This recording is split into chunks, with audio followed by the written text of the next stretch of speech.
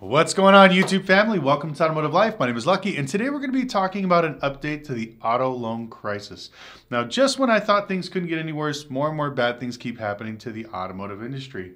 Now, we're going to talk how this is going to affect not only the consumer side, but as well as the dealers, and what banks are doing now to really put a squeeze on dealerships and consumers when it comes to lending. So for the last year and a half, people keep asking me, when are the prices going to go down for new cars as well as used? And I kept saying the same thing. It all depends on the banks. When the banks start tightening up their purse strings and stop lending, dealers will have no choice but to lower their prices. And now we're starting to see it, and it's even more dramatic. About a month or two ago, I made an update about how banks are starting to cut down terms of financing. They're no longer going to 84 months.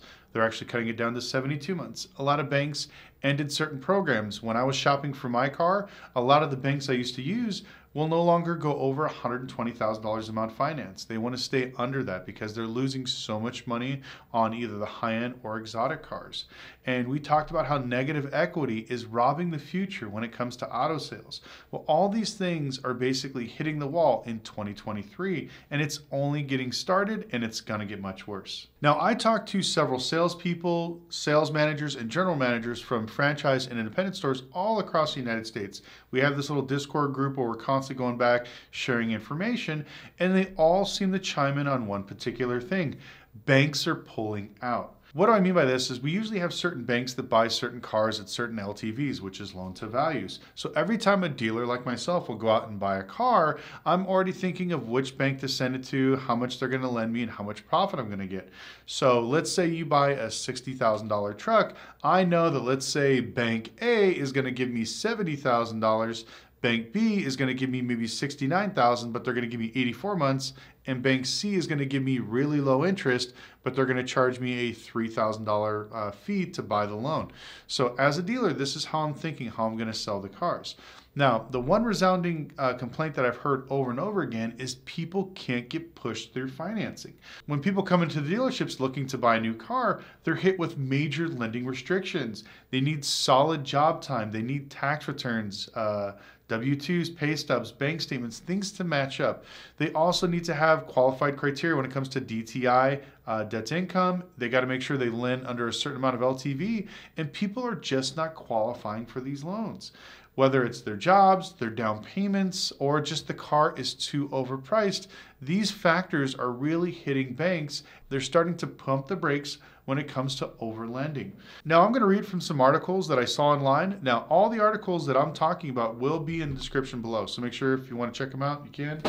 Now, this particular report reports that most new car payments are over $750 a month. Now, the typical interest rate on a new car as of today is 8.95%. That is up from 5.66% of March of last year. Now we go to used cars. Used cars have hit an average rate of 11.3%, which is up from 7.7% of last year, according to Cox Automotive, Edmunds, Kelley Blue Book, and everything else. Now, I know in your head you're thinking, oh, Lucky, that's not that much. It's just a few points. It's maybe $20, $30, $50, $60 more. But you don't realize is inflation is absolutely killing this country.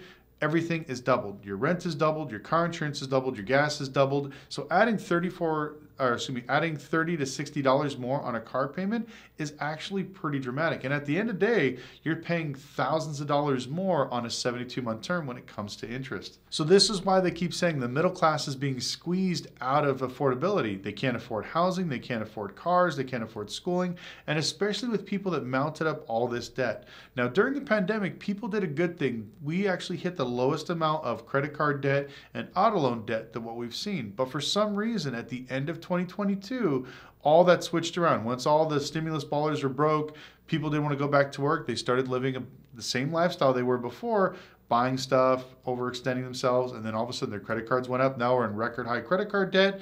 We have $1.8 trillion in auto loan debt that's pretty much starting to look really, really bad right now.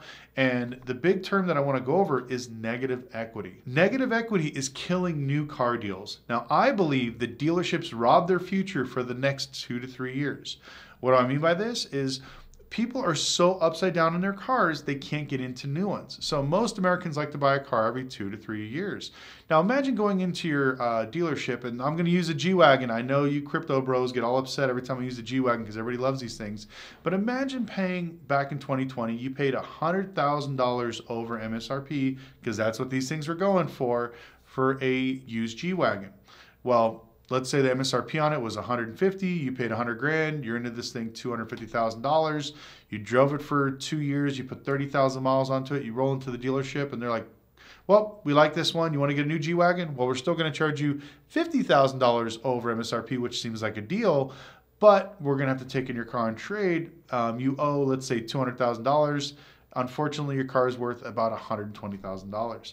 So now these people are $50, $60, $70, $100,000 upside down in their cars, and they don't know what to do. A friend of mine that works at Mercedes-Benz in California keeps telling me horrific stories of people coming in with, $100,000 of negative equity on a G-Wagon, and not even like a G63 or one of the crazy lifted models.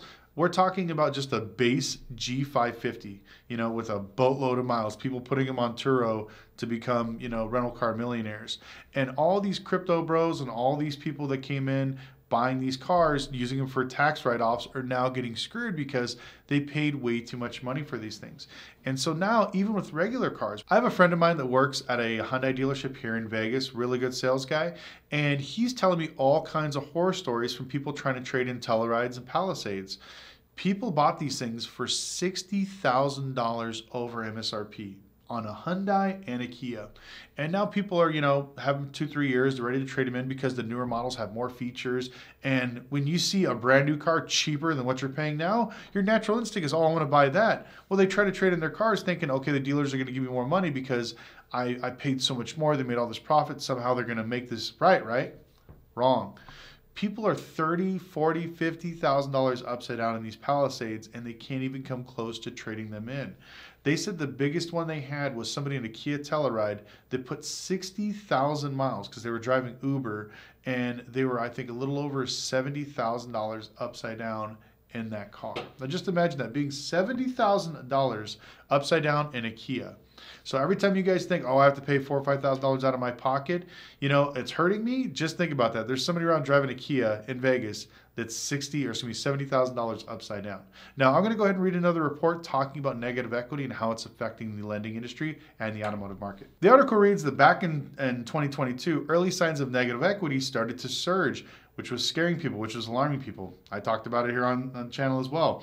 Fast forward to today, Edmunds is saying that the average negative equity on auto loans went to all the way up to $5,300 in the fourth quarter of 2022, which is up 29% from the previous year. Now, fast forward to the first quarter of 2023, and it jumped an additional 17%, which you're looking at over $6,800 in average negative equity. Now, it's going to get worse because remember, every single month, car values are going down. As car values start to go down, people are getting more and more in the negative equity. Now, as these lending restrictions start hitting us, it's going to make it even harder for people to buy cars, so it's going to force dealerships to lower the prices.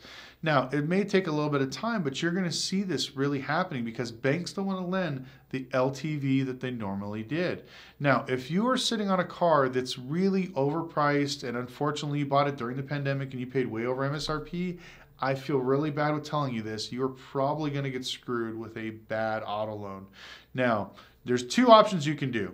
You can either, one, keep paying it, try to hopefully, outrun the debt one day and just run into the ground and hopefully you be able to pay it off before it just explodes and gives out.